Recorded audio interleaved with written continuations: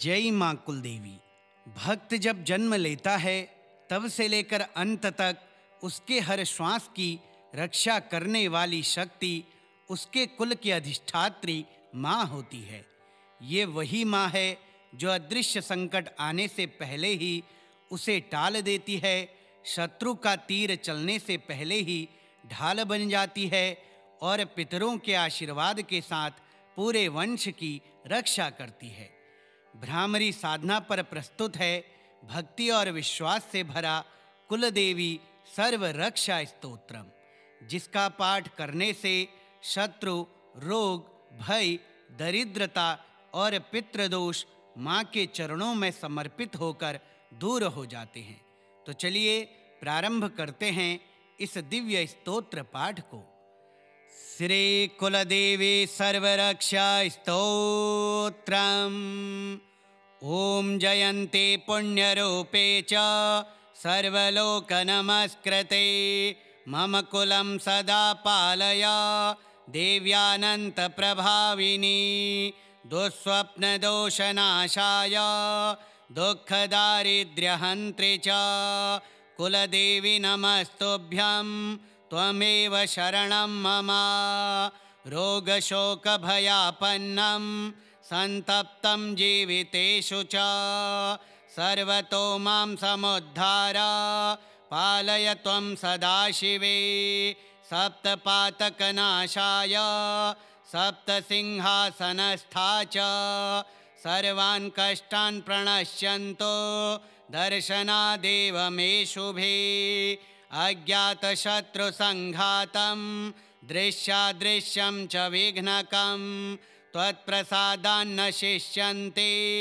सर्वत्र विजयाम्यहं गृहक्षेमं कुलोत्साहं पुत्रपौत्रप्रवृद्धिकं सम्पदां चैव वृद्धिं च कुरु मातः कृपानिधे पित्रोः पितामहानां च मातामहानां तथा आशीर्वादं प्रदेहि त्वं सन्तुष्टा भव सर्वदा सर्वरोगप्रशमनं सर्वदोषनिवारणं कुरु देवि प्रसन्ने त्वं मम जीवनसिद्धये यः पठेत् श्रद्धया भक्त्या स्तोत्रमेतत् सदानिशं कुलरक्षा मनोवाञ्छा लभते नात्र संशयः।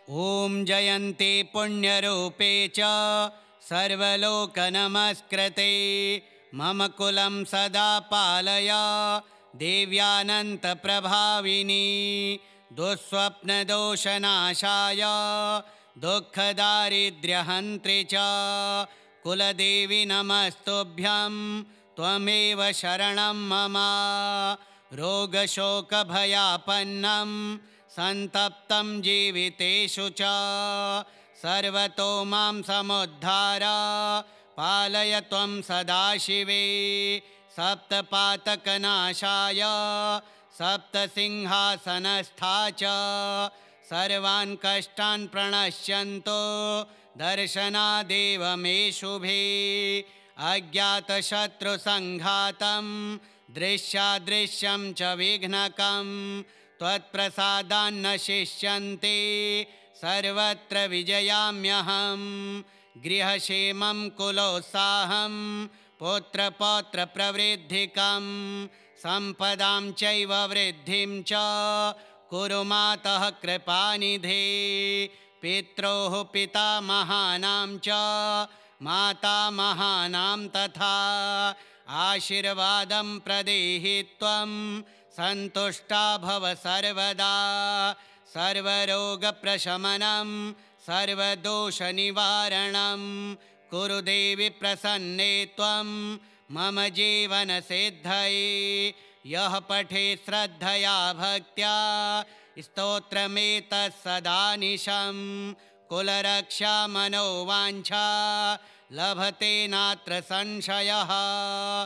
ओम जयन्ते पुण्यरूपे च सर्वलोक नमस्कृते मम कुलं सदा पालय देव्यानंत प्रभाविनी दुःस्वप्नदोषनाशाय दुःखदारिद्र्यहन्त्रे च कुलदेवी नमस्तुभ्यं त्वमेव शरणं मम।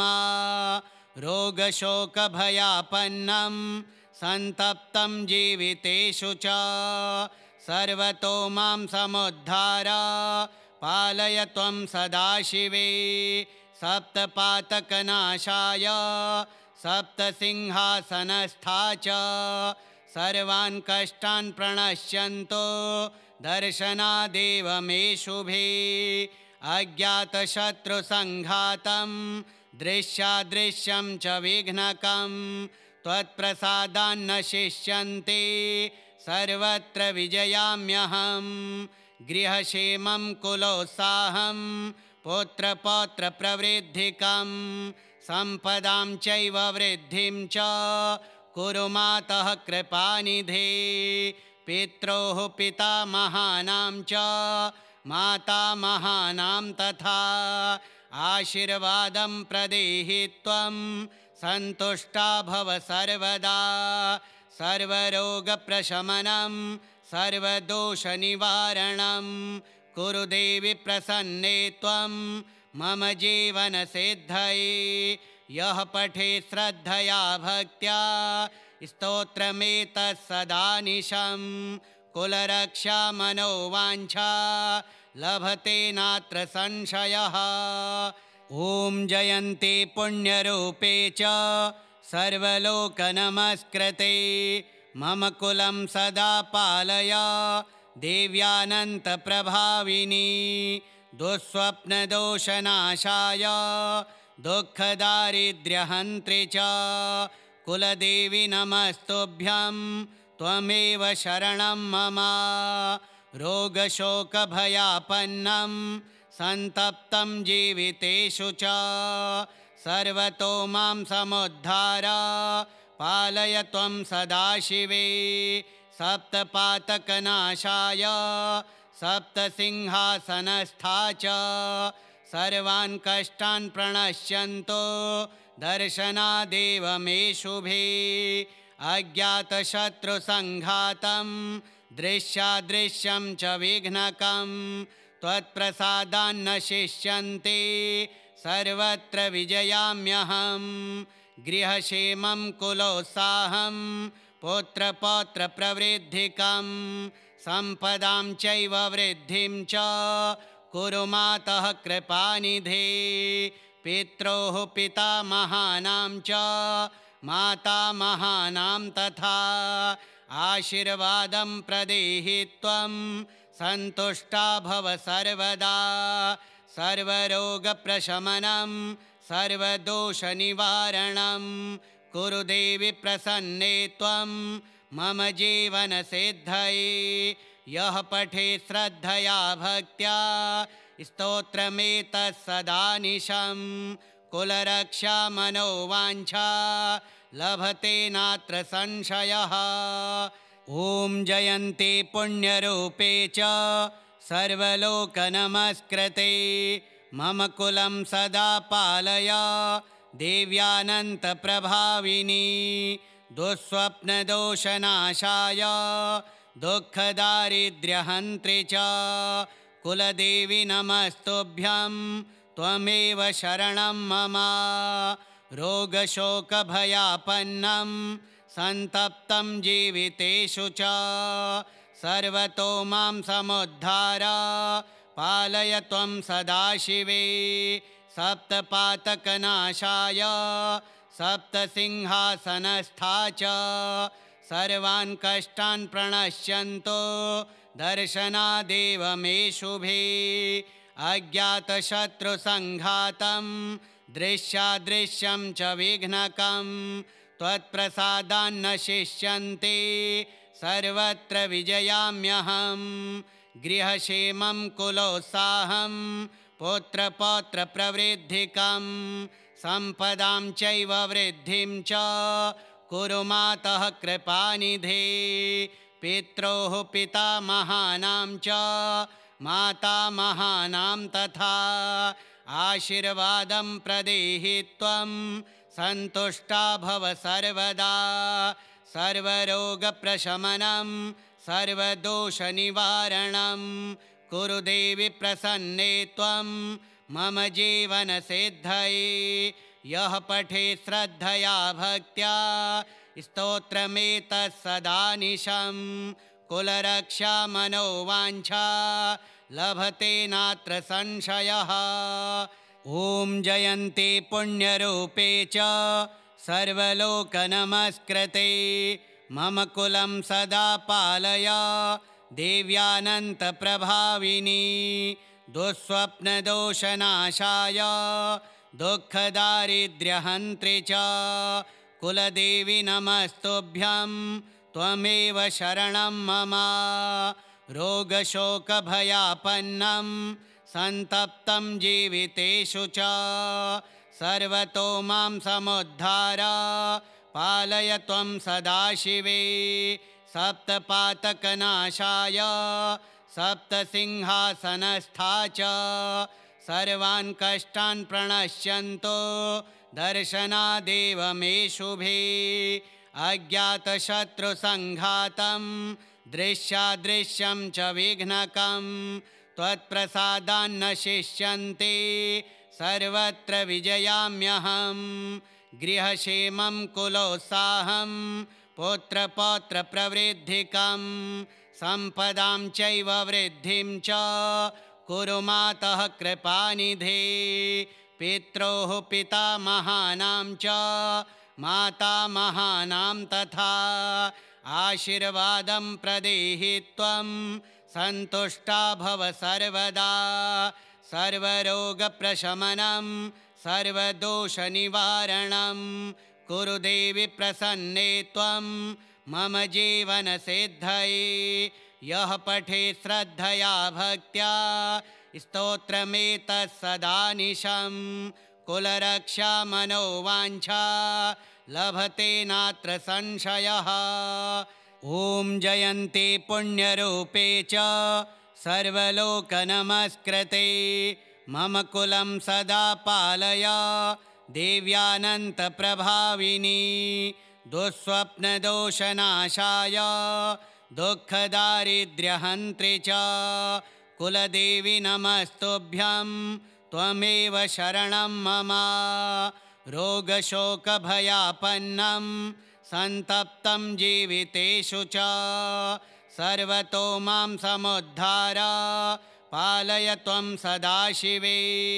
सप्तपातकनाशाय सप्तसिंहासनस्था च सर्वान् कष्टान् प्रणश्यन्तो दर्शनादेव मे शुभे। अज्ञातशत्रुसङ्घातं दृश्यादृश्यं च विघ्नकं त्वत्प्रसादान्न शिष्यन्ते सर्वत्र विजयाम्यहं। गृहक्षेमं कुलोत्साहं पुत्रपौत्रप्रवृद्धिकं सम्पदां चैव वृद्धिं च कुरु मातः कृपानिधे। पित्रोः पितामहानां च मातामहानां तथा आशीर्वादं प्रदेहि त्वं सन्तुष्टा भव सर्वदा। सर्वरोगप्रशमनं सर्वदोषनिवारणं कुरु देवि प्रसन्ने त्वं मम जीवनसिद्धये। यः पठेत् श्रद्धया भक्त्या स्तोत्रमेतत्सदानिशं कुलरक्षा मनोवाञ्छा लभते नात्र संशयः। ॐ जयन्ते पुण्यरूपे च सर्वलोकनमस्कृते मम कुलं सदा पालय देव्यानन्तप्रभाविनी। दुःस्वप्नदोषनाशाय दुःखदारिद्र्यहन्त्रि च कुलदेवी नमस्तुभ्यं त्वमेव शरणं मम। रोगशोकभयापन्नं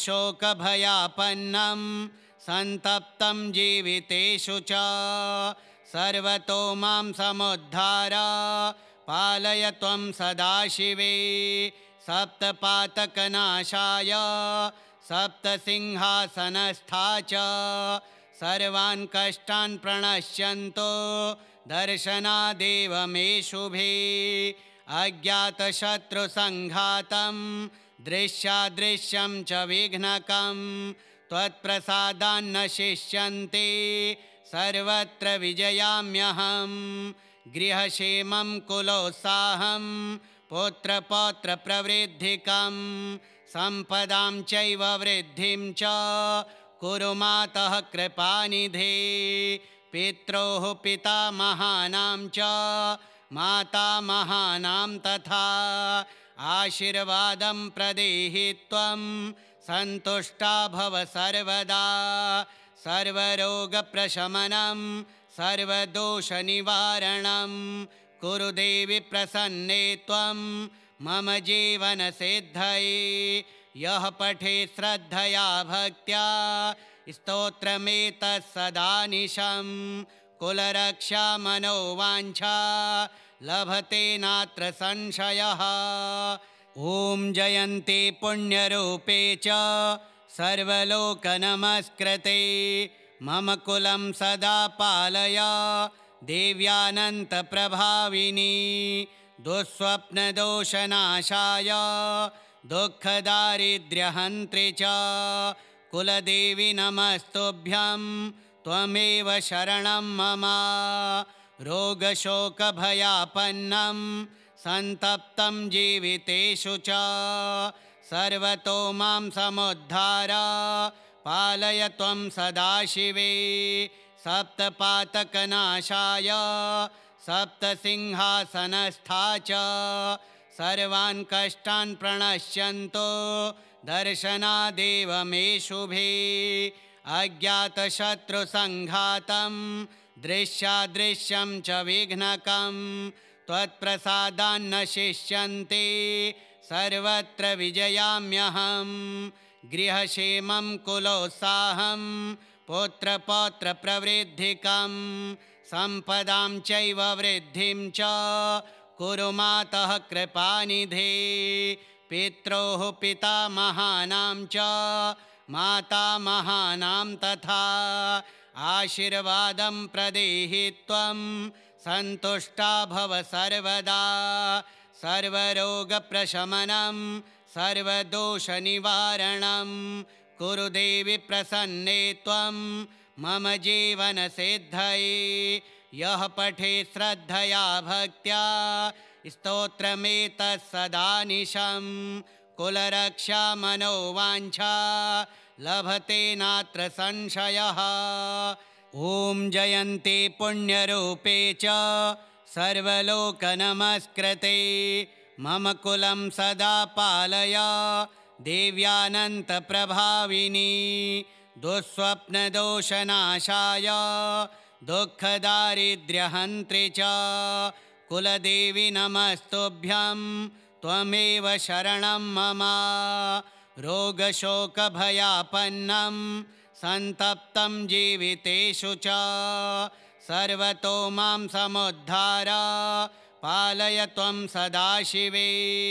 सप्तपातकनाशाय सप्तसिंहासनस्था च सर्वान् कष्टान् प्रणश्यन्तो दर्शनादेव मे शुभे।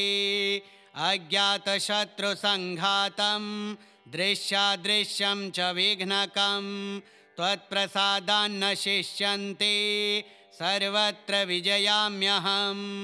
गृहक्षेमं कुलोत्साहं पुत्रपौत्रप्रवृद्धिकं सम्पदां चैव वृद्धिं च कुरु मातः कृपानिधे। पित्रोः पितामहानां च मातामहानां तथा आशीर्वादं प्रदेहि त्वं सन्तुष्टा भव सर्वदा। सर्वरोगप्रशमनं सर्वदोषनिवारणं कुरु देवि प्रसन्ने त्वं मम जीवनसिद्धये। यः पठेत् श्रद्धया भक्त्या स्तोत्रमेतत् सदानिशं कुलरक्षा मनोवाञ्छा लभते नात्र संशयः। ॐ जयन्ते पुण्यरूपे च सर्वलोकनमस्कृते मम कुलं सदा पालय देव्यानन्तप्रभाविनी। दुःस्वप्नदोषनाशाय दुःखदारिद्र्यहन्त्रे च कुलदेवी नमस्तुभ्यं त्वमेव शरणं मम। रोगशोकभयापन्नं सन्तप्तं जीवितेषु च सर्वतो मां समुद्धार पालय त्वं सदाशिवे। सप्तपातकनाशाय सप्तसिंहासनस्था च सर्वान् कष्टान् प्रणश्यन्तो दर्शनादेव मे शुभे। अज्ञातशत्रुसङ्घातं दृश्यादृश्यं च विघ्नकं त्वत्प्रसादान्न शिष्यन्ते सर्वत्र विजयाम्यहम्। गृहक्षेमं कुलोत्साहं पुत्रपौत्रप्रवृद्धिकं सम्पदां चैव वृद्धिं च कुरु मातः कृपानिधे। पित्रोः पितामहानां च मातामहानां तथा आशीर्वादं प्रदेहि त्वं सन्तुष्टा भव सर्वदा। सर्वरोगप्रशमनं सर्वदोषनिवारणं कुरु देवि प्रसन्ने त्वं मम जीवनसिद्धये। यः पठेत् श्रद्धया भक्त्या स्तोत्रमेतत् सदानिशं कुलरक्षा मनोवाञ्छा लभते नात्र संशयः। ॐ जयन्ते पुण्यरूपे च सर्वलोकनमस्कृते मम कुलं सदा पालय देव्यानन्तप्रभाविनी। दुःस्वप्नदोषनाशाय दुःखदारिद्र्यहन्त्रे च कुलदेवी नमस्तुभ्यं त्वमेव शरणं मम। रोगशोकभयापन्नं सन्तप्तं जीवितेषु च सर्वतो मां समुद्धार पालय त्वं सदाशिवे। सप्तपातकनाशाय सप्तसिंहासनस्था च सर्वान् कष्टान् प्रणश्यन्तो दर्शनादेव मे शुभे। अज्ञातशत्रुसङ्घातं दृश्यादृश्यं च विघ्नकं त्वत्प्रसादान्न शिष्यन्ते सर्वत्र विजयाम्यहम्। गृहक्षेमं कुलोत्साहं पुत्रपौत्रप्रवृद्धिकं सम्पदां चैव वृद्धिं च कुरु मातः कृपानिधे। पित्रोः पितामहानां च मातामहानां तथा आशीर्वादं प्रदेहि त्वं सन्तुष्टा भव सर्वदा।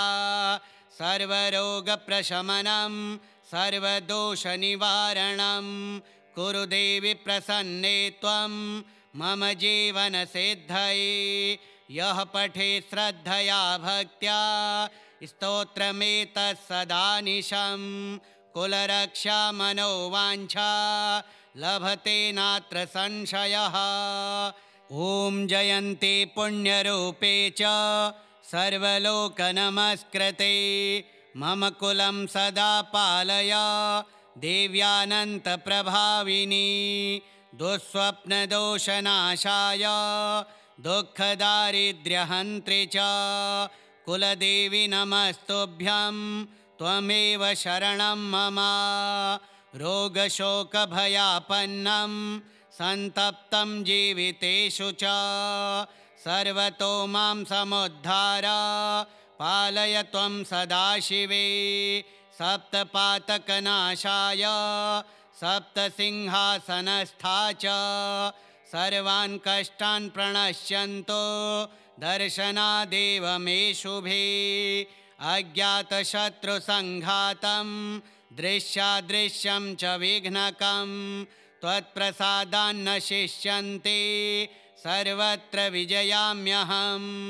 गृहक्षेमं कुलोत्साहं पुत्रपौत्रप्रवृद्धिकं सम्पदां चैव वृद्धिं च कुरु मातः कृपानिधे। पित्रोः पितामहानां च मातामहानां तथा आशीर्वादं प्रदेहि त्वं सन्तुष्टा भव सर्वदा। सर्वरोगप्रशमनं सर्वदोषनिवारणं कुरु देवि प्रसन्ने त्वं मम जीवनसिद्धये। यः पठे श्रद्धया भक्त्या स्तोत्रमेतत्सदानिशं कुलरक्षा मनोवाञ्छा लभते नात्र संशयः। ॐ जयन्ते पुण्यरूपे च सर्वलोकनमस्कृते मम कुलं सदा पालय देव्यानन्तप्रभाविनी। दुःस्वप्नदोषनाशाय दुःखदारिद्र्यहन्त्रि च कुलदेवी नमस्तुभ्यं त्वमेव शरणं मम। रोगशोकभयापन्नं सन्तप्तं जीवितेषु च सर्वतो मां समुद्धार पालय त्वं सदाशिवे। सप्तपातकनाशाय सप्तसिंहासनस्था च सर्वान् कष्टान् प्रणश्यन्तो दर्शनादेव मे शुभे। अज्ञातशत्रुसङ्घातं दृश्यादृश्यं च विघ्नकं त्वत्प्रसादान्न शिष्यन्ते सर्वत्र विजयाम्यहं। गृहक्षेमं कुलोत्साहं पुत्रपौत्रप्रवृद्धिकं सम्पदां चैव वृद्धिं च कुरु मातः कृपानिधे। पित्रोः पितामहानां च मातामहानां तथा आशीर्वादं प्रदेहि त्वं सन्तुष्टा भव सर्वदा। सर्वरोगप्रशमनं सर्वदोषनिवारणं कुरु देवि प्रसन्ने त्वं मम जीवनसिद्धये। यः पठे श्रद्धया भक्त्या स्तोत्रमेतत्सदानिशं कुलरक्षा मनोवाञ्छा लभते नात्र संशयः। ॐ जयन्ते पुण्यरूपे च सर्वलोकनमस्कृते मम कुलं सदा पालय देव्यानन्तप्रभाविनी। दुःस्वप्नदोषनाशाय दुःखदारिद्र्यहन्त्रि च कुलदेवी नमस्तुभ्यं त्वमेव शरणं मम। रोगशोकभयापन्नं सन्तप्तं जीवितेषु च सर्वतो मां समुद्धार पालय त्वं सदाशिवे। सप्तपातकनाशाय सप्तसिंहासनस्था च सर्वान् कष्टान् प्रणश्यन्तो दर्शनादेव मे शुभे। अज्ञातशत्रुसङ्घातं दृश्यादृश्यं च विघ्नकं त्वत्प्रसादान्न शिष्यन्ते सर्वत्र विजयाम्यहं। गृहक्षेमं कुलोत्साहं पुत्रपौत्रप्रवृद्धिकं सम्पदां चैव वृद्धिं च कुरु मातः कृपानिधे।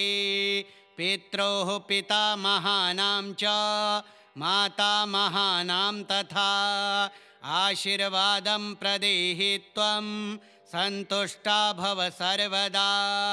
सर्वरोगप्रशमनं सर्वदोषनिवारणं कुरु देवि प्रसन्ने त्वं मम जीवनसिद्धये।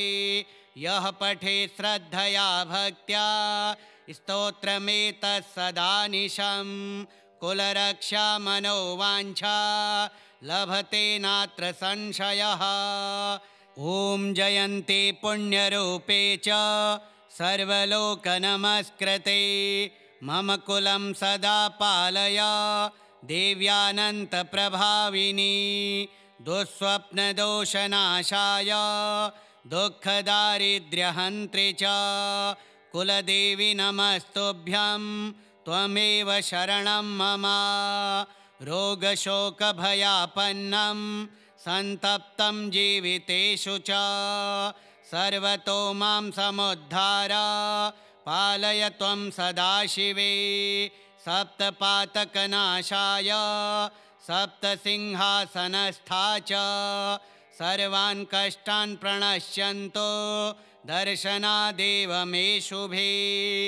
अज्ञातशत्रुसङ्घातं दृश्यादृश्यं च विघ्नकं त्वत्प्रसादान्न शिष्यन्ते सर्वत्र विजयाम्यहं गृहक्षेमं कुलोत्साहं पुत्रपौत्रप्रवृद्धिकं सम्पदां चैव वृद्धिं च कुरु मातः कृपानिधे पित्रोः पितामहानां च मातामहानां तथा आशीर्वादं प्रदेहि त्वं सन्तुष्टा भव सर्वदा सर्वरोगप्रशमनं सर्वदोषनिवारणं कुरु देवि प्रसन्ने त्वं मम जीवनसिद्धये यः पठेत् श्रद्धया भक्त्या स्तोत्रमेतत् सदानिशं कुलरक्षा मनोवाञ्छा लभते नात्र संशयः।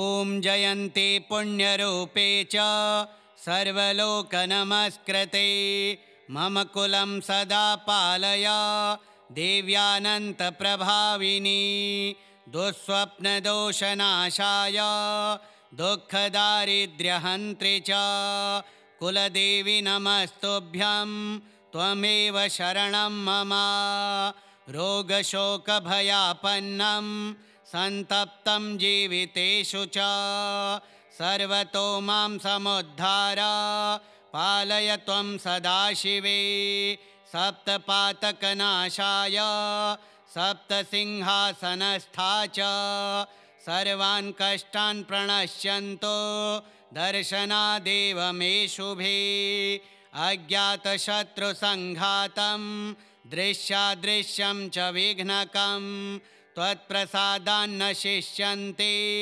सर्वत्र विजयाम्यहं गृहक्षेमं कुलोत्साहं पुत्रपौत्रप्रवृद्धिकं सम्पदां चैव वृद्धिं च कुरु मातः कृपानिधे पित्रोः पितामहानां च मातामहानां तथा आशीर्वादं प्रदेहि त्वं सन्तुष्टा भव सर्वदा सर्वरोगप्रशमनं सर्वदोषनिवारणं कुरु देवि प्रसन्ने त्वं मम जीवनसिद्धये यः पठेत् श्रद्धया भक्त्या स्तोत्रमेतत् सदानिशं कुलरक्षा मनोवाञ्छा लभते नात्र संशयः। ॐ जयन्ते पुण्यरूपे च सर्वलोकनमस्कृते मम कुलं सदा पालय देव्यानन्तप्रभाविनी दुःस्वप्नदोषनाशाय दुःखदारिद्र्यहन्त्रि च कुलदेवी नमस्तुभ्यं त्वमेव शरणं मम रोगशोकभयापन्नं सन्तप्तं जीवितेषु च सर्वतो मां समुद्धार पालय त्वं सदाशिवे सप्तपातकनाशाय सप्तसिंहासनस्था च सर्वान् कष्टान् प्रणश्यन्तो दर्शनादेव मे शुभे अज्ञातशत्रुसङ्घातं दृश्यादृश्यं च विघ्नकं त्वत्प्रसादान्न शिष्यन्ते सर्वत्र विजयाम्यहं गृहक्षेमं कुलोत्साहं पुत्रपौत्रप्रवृद्धिकं सम्पदां चैव वृद्धिं च कुरु मातः कृपानिधे पित्रोः पितामहानां च मातामहानां तथा आशीर्वादं प्रदेहि त्वं सन्तुष्टा भव सर्वदा सर्वरोगप्रशमनं सर्वदोषनिवारणं कुरु देवि प्रसन्ने त्वं मम जीवनसिद्धये यः पठेत् श्रद्धया भक्त्या स्तोत्रमेतत् सदानिशं कुलरक्षा मनोवाञ्छा लभते नात्र संशयः। ॐ जयन्ते पुण्यरूपे च सर्वलोकनमस्कृते मम कुलं सदा पालय देव्यानन्तप्रभाविनी दुःस्वप्नदोषनाशाय दुःखदारिद्र्यहन्त्रे च कुलदेवी नमस्तुभ्यं त्वमेव शरणं मम। रोगशोकभयापन्नं सन्तप्तं जीवितेषु च सर्वतो मां समुद्धार पालय त्वं सदाशिवे। सप्तपातकनाशाय सप्तसिंहासनस्था च सर्वान् कष्टान् प्रणश्यन्तो दर्शनादेव मे शुभे। अज्ञातशत्रुसङ्घातं दृश्यादृश्यं च विघ्नकं त्वत्प्रसादान्न शिष्यन्ते सर्वत्र विजयाम्यहम्। गृहक्षेमं कुलोत्साहं पुत्रपौत्रप्रवृद्धिकं सम्पदां चैव वृद्धिं च कुरु मातः कृपानिधे।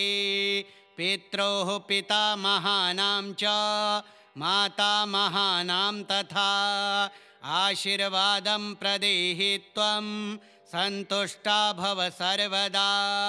सर्वरोगप्रशमनं सर्वदोषनिवारणं कुरु देवि प्रसन्ने त्वं मम जीवनसिद्धये। यः पठेत् श्रद्धया भक्त्या स्तोत्रमेतत् सदानिशं कुलरक्षा मनोवाञ्छा लभते नात्र संशयः। ॐ जयन्ते पुण्यरूपे च सर्वलोकनमस्कृते मम कुलं सदा पालय देव्यानन्तप्रभाविनी। दुःस्वप्नदोषनाशाय दुःखदारिद्र्यहन्त्रे च कुलदेवी नमस्तुभ्यं त्वमेव शरणं मम। रोगशोकभयापन्नं सन्तप्तं जीवितेषु च सर्वतो मां समुद्धार पालय त्वं सदाशिवे। सप्तपातकनाशाय सप्तसिंहासनस्था च सर्वान् कष्टान् प्रणश्यन्तो दर्शनादेव मे शुभे। अज्ञातशत्रुसङ्घातं दृश्यादृश्यं च विघ्नकं त्वत्प्रसादान्न शिष्यन्ते सर्वत्र विजयाम्यहम्। गृहक्षेमं कुलोत्साहं पुत्रपौत्रप्रवृद्धिकं सम्पदां चैव वृद्धिं च कुरु मातः कृपानिधे। पित्रोः पितामहानां च मातामहानां तथा आशीर्वादं प्रदेहि त्वं सन्तुष्टा भव सर्वदा। सर्वरोगप्रशमनं सर्वदोषनिवारणं कुरु देवि प्रसन्ने त्वं मम जीवनसिद्धये। यः पठेत् श्रद्धया भक्त्या स्तोत्रमेतत् सदानिशं कुलरक्षा मनोवाञ्छा लभते नात्र संशयः। ॐ जयन्ते पुण्यरूपे च सर्वलोकनमस्कृते मम कुलं सदा पालय देव्यानन्तप्रभाविनी। दुःस्वप्नदोषनाशाय दुःखदारिद्र्यहन्त्रे च कुलदेवी नमस्तुभ्यं त्वमेव शरणं मम। रोगशोकभयापन्नं सन्तप्तं जीवितेषु च सर्वतो मां समुद्धार पालय त्वं सदाशिवे। सप्तपातकनाशाय सप्तसिंहासनस्था च सर्वान् कष्टान् प्रणश्यन्तो दर्शनादेव मे शुभे। अज्ञातशत्रुसङ्घातं दृश्यादृश्यं च विघ्नकं त्वत्प्रसादान्न शिष्यन्ते सर्वत्र विजयाम्यहम्। गृहक्षेमं कुलोत्साहं पुत्रपौत्रप्रवृद्धिकं सम्पदां चैव वृद्धिं च कुरु मातः कृपानिधे। पित्रोः पितामहानां च मातामहानां तथा आशीर्वादं प्रदेहि त्वं सन्तुष्टा भव सर्वदा। सर्वरोगप्रशमनं सर्वदोषनिवारणं कुरु देवि प्रसन्ने त्वं मम जीवनसिद्धये। यः पठेत् श्रद्धया भक्त्या स्तोत्रमेतत् सदानिशं कुलरक्षा मनोवाञ्छा लभते नात्र संशयः। ॐ जयन्ते पुण्यरूपे च सर्वलोकनमस्कृते मम कुलं सदा पालय देव्यानन्तप्रभाविनी। दुःस्वप्नदोषनाशाय दुःखदारिद्र्यहन्त्रि च कुलदेवी नमस्तुभ्यं त्वमेव शरणं मम। रोगशोकभयापन्नं सन्तप्तं जीवितेषु च सर्वतो मां समुद्धार पालय त्वं सदाशिवे। सप्तपातकनाशाय सप्तसिंहासनस्था च सर्वान् कष्टान् प्रणश्यन्तो दर्शनादेव मे शुभे। अज्ञातशत्रुसङ्घातं दृश्यादृश्यं च विघ्नकं त्वत्प्रसादान्न शिष्यन्ते सर्वत्र विजयाम्यहं। गृहक्षेमं कुलोत्साहं पुत्रपौत्रप्रवृद्धिकं सम्पदां चैव वृद्धिं च कुरु मातः कृपानिधे। पित्रोः पितामहानां च मातामहानां तथा आशीर्वादं प्रदेहि त्वं सन्तुष्टा भव सर्वदा। सर्वरोगप्रशमनं सर्वदोषनिवारणं कुरु देवि प्रसन्ने त्वं मम जीवनसिद्धये। यः पठेत् श्रद्धया भक्त्या स्तोत्रमेतत् सदानिशं कुलरक्षा मनोवाञ्छा लभते नात्र संशयः। ॐ जयन्ते पुण्यरूपे च सर्वलोकनमस्कृते मम कुलं सदा पालय देव्यानन्तप्रभाविनी। दुःस्वप्नदोषनाशाय दुःखदारिद्र्यहन्त्रि च कुलदेवी नमस्तुभ्यं त्वमेव शरणं मम। रोगशोकभयापन्नं सन्तप्तं जीवितेषु च सर्वतो मां समुद्धार पालय त्वं सदाशिवे। सप्तपातकनाशाय सप्तसिंहासनस्था च सर्वान् कष्टान् प्रणश्यन्तो दर्शनादेव मे शुभे। अज्ञातशत्रुसङ्घातं दृश्यादृश्यं च विघ्नकं त्वत्प्रसादान्न शिष्यन्ते सर्वत्र विजयाम्यहं। गृहक्षेमं कुलोत्साहं पुत्रपौत्रप्रवृद्धिकं सम्पदां चैव वृद्धिं च कुरु मातः कृपानिधे। पित्रोः पितामहानां च मातामहानां तथा आशीर्वादं प्रदेहि त्वं सन्तुष्टा भव सर्वदा। सर्वरोगप्रशमनं सर्वदोषनिवारणं कुरु देवि प्रसन्ने त्वं मम जीवनसिद्धये। यः पठेत् श्रद्धया भक्त्या स्तोत्रमेतत् सदानिशं कुलरक्षा मनोवाञ्छा लभते नात्र संशयः।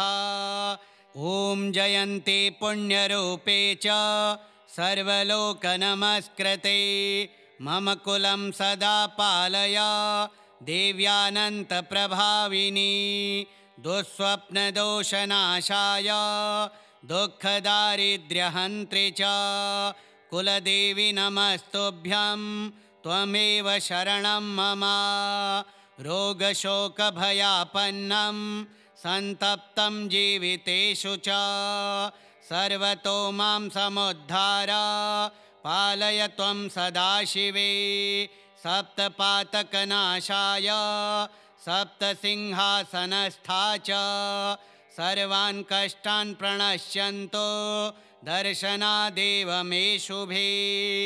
अज्ञातशत्रुसङ्घातं दृश्यादृश्यं च विघ्नकं त्वत्प्रसादान्न शिष्यन्ते सर्वत्र विजयाम्यहं गृहक्षेमं कुलोत्साहं पुत्रपौत्रप्रवृद्धिकं सम्पदां चैव वृद्धिं च कुरु मातः कृपानिधे पित्रोः पितामहानां च मातामहानां तथा आशीर्वादं प्रदेहि त्वं सन्तुष्टा भव सर्वदा सर्वरोगप्रशमनं सर्वदोषनिवारणं कुरु देवि प्रसन्ने त्वं मम जीवनसिद्धये यः पठेत् श्रद्धया भक्त्या स्तोत्रमेतत् सदानिशं कुलरक्षा मनोवाञ्छा लभते नात्र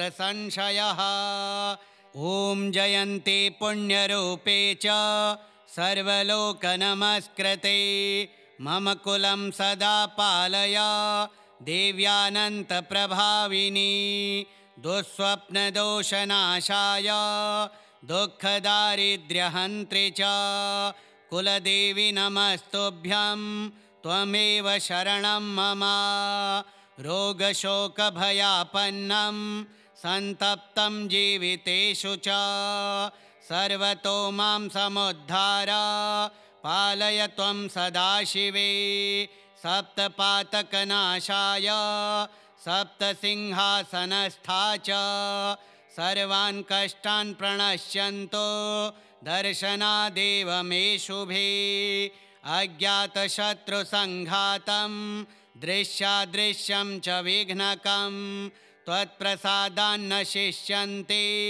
सर्वत्र विजयाम्यहं गृहक्षेमं कुलोत्साहं पुत्रपौत्रप्रवृद्धिकं सम्पदां चैव वृद्धिं च कुरु मातः कृपानिधे पित्रोः पितामहानां च मातामहानां तथा आशीर्वादं प्रदेहि त्वं सन्तुष्टा भव सर्वदा सर्वरोगप्रशमनं सर्वदोषनिवारणं कुरु देवि प्रसन्ने त्वं मम जीवनसिद्धये यः पठेत् श्रद्धया भक्त्या स्तोत्रमेतत् सदानिशं कुलरक्षा मनोवाञ्छा लभते नात्र संशयः।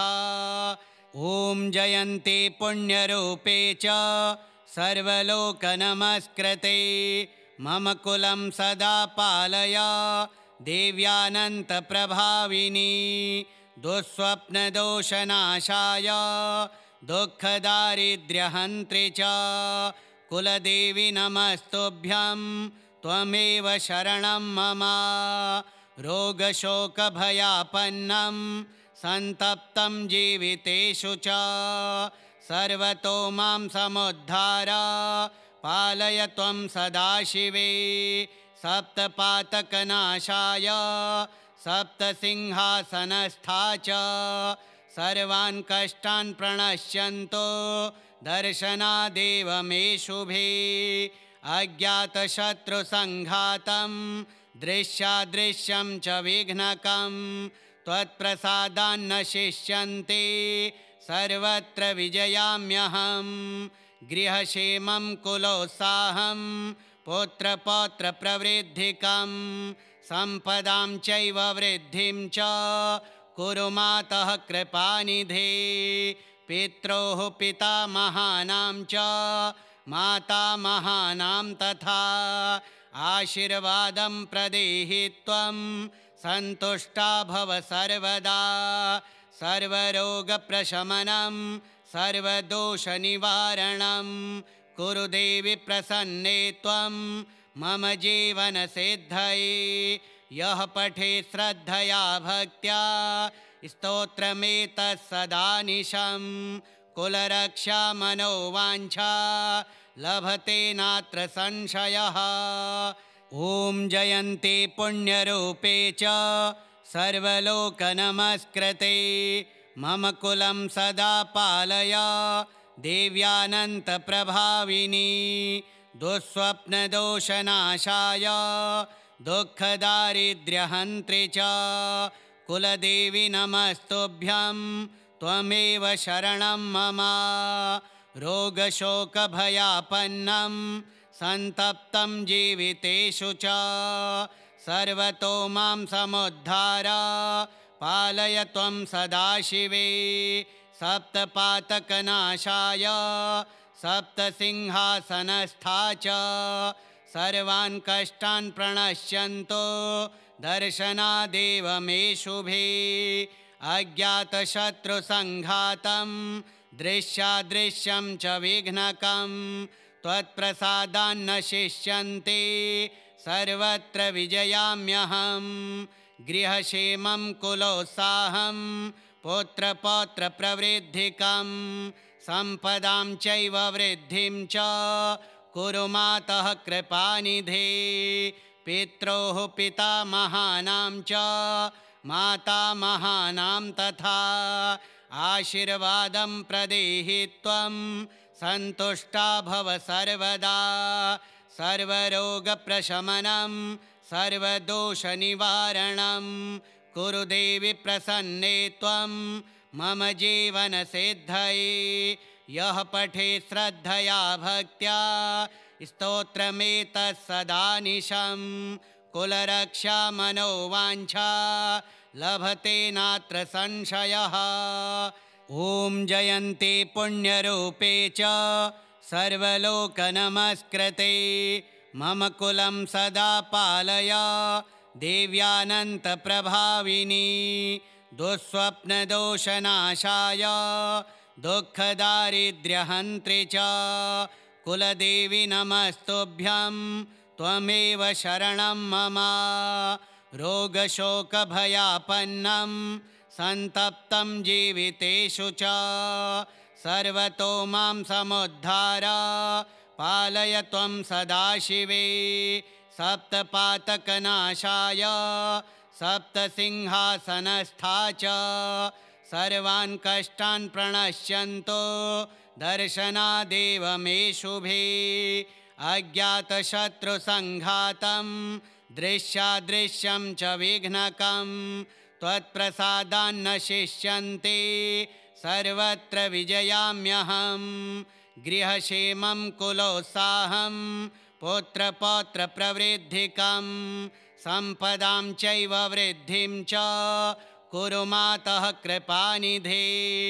पित्रोः पितामहानां च मातामहानां तथा आशीर्वादं प्रदेहि त्वं सन्तुष्टा भव सर्वदा।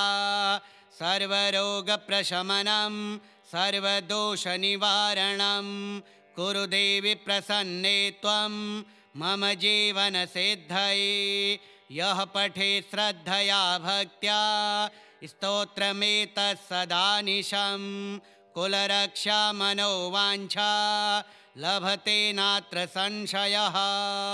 ॐ जयन्ते पुण्यरूपे च सर्वलोकनमस्कृते मम कुलं सदा पालय देव्यानन्तप्रभाविनी। दुःस्वप्नदोषनाशाय दुःखदारिद्र्यहन्त्रे च कुलदेवी नमस्तुभ्यं त्वमेव शरणं मम। रोगशोकभयापन्नं सन्तप्तं जीवितेषु च सर्वतो मां समुद्धार पालय त्वं सदाशिवे। सप्तपातकनाशाय सप्तसिंहासनस्था च सर्वान् कष्टान् प्रणश्यन्तो दर्शनादेव मे शुभे। अज्ञातशत्रुसङ्घातं दृश्यादृश्यं च विघ्नकं त्वत्प्रसादान्न शिष्यन्ते सर्वत्र विजयाम्यहम्। गृहक्षेमं कुलोत्साहं पुत्रपौत्रप्रवृद्धिकं सम्पदां चैव वृद्धिं च कुरु मातः कृपानिधे। पित्रोः पितामहानां च मातामहानां तथा आशीर्वादं प्रदेहि त्वं सन्तुष्टा भव सर्वदा। सर्वरोगप्रशमनं सर्वदोषनिवारणं कुरु देवि प्रसन्ने त्वं मम जीवनसिद्धये। यः पठेत् श्रद्धया भक्त्या स्तोत्रमेतत् सदानिशं कुलरक्षा मनोवाञ्छा लभते नात्र संशयः। ॐ जयन्ते पुण्यरूपे च सर्वलोकनमस्कृते मम कुलं सदा पालय देव्यानन्तप्रभाविनी। दुःस्वप्नदोषनाशाय दुःखदारिद्र्यहन्त्रि च कुलदेवी नमस्तुभ्यं त्वमेव शरणं मम। रोगशोकभयापन्नं सन्तप्तं जीवितेषु च सर्वतो मां समुद्धार पालय त्वं सदाशिवे। सप्तपातकनाशाय सप्तसिंहासनस्था च सर्वान् कष्टान् प्रणश्यन्तो दर्शनादेव मे शुभे। अज्ञातशत्रुसङ्घातं दृश्यादृश्यं च विघ्नकं त्वत्प्रसादान्न शिष्यन्ते सर्वत्र विजयाम्यहं। गृहक्षेमं कुलोत्साहं पुत्रपौत्रप्रवृद्धिकं सम्पदां चैव वृद्धिं च कुरु मातः कृपानिधे। पित्रोः पितामहानां च मातामहानां तथा आशीर्वादं प्रदेहि त्वं सन्तुष्टा भव सर्वदा। सर्वरोगप्रशमनं सर्वदोषनिवारणं कुरु देवि प्रसन्ने त्वं मम जीवनसिद्धये। यः पठेत् श्रद्धया भक्त्या स्तोत्रमेतत् सदानिशं कुलरक्षा मनोवाञ्छा लभते नात्र संशयः। ॐ जयन्ते पुण्यरूपे च सर्वलोकनमस्कृते मम कुलं सदा पालय देव्यानन्तप्रभाविनी। दुःस्वप्नदोषनाशाय दुःखदारिद्र्यहन्त्रि च कुलदेवी नमस्तुभ्यं त्वमेव शरणं मम। रोगशोकभयापन्नं सन्तप्तं जीवितेषु च सर्वतो मां समुद्धार पालय त्वं सदाशिवे। सप्तपातकनाशाय सप्तसिंहासनस्था च सर्वान् कष्टान् प्रणश्यन्तो दर्शनादेव मे शुभे। अज्ञातशत्रुसङ्घातं दृश्यादृश्यं च विघ्नकं त्वत्प्रसादान्न शिष्यन्ते सर्वत्र विजयाम्यहं। गृहक्षेमं कुलोत्साहं पुत्रपौत्रप्रवृद्धिकं सम्पदां चैव वृद्धिं च कुरु मातः कृपानिधे। पित्रोः पितामहानां च मातामहानां तथा आशीर्वादं प्रदेहि त्वं सन्तुष्टा भव सर्वदा। सर्वरोगप्रशमनं सर्वदोषनिवारणं कुरु देवि प्रसन्ने त्वं मम जीवनसिद्धये। यः पठेत् श्रद्धया भक्त्या स्तोत्रमेतत् सदानिशं कुलरक्षा मनोवाञ्छा लभते नात्र संशयः। श्रीकुलदेवी सर्वरक्षा स्तोत्रं श्रीकुलदेव्यार्पणमस्तु।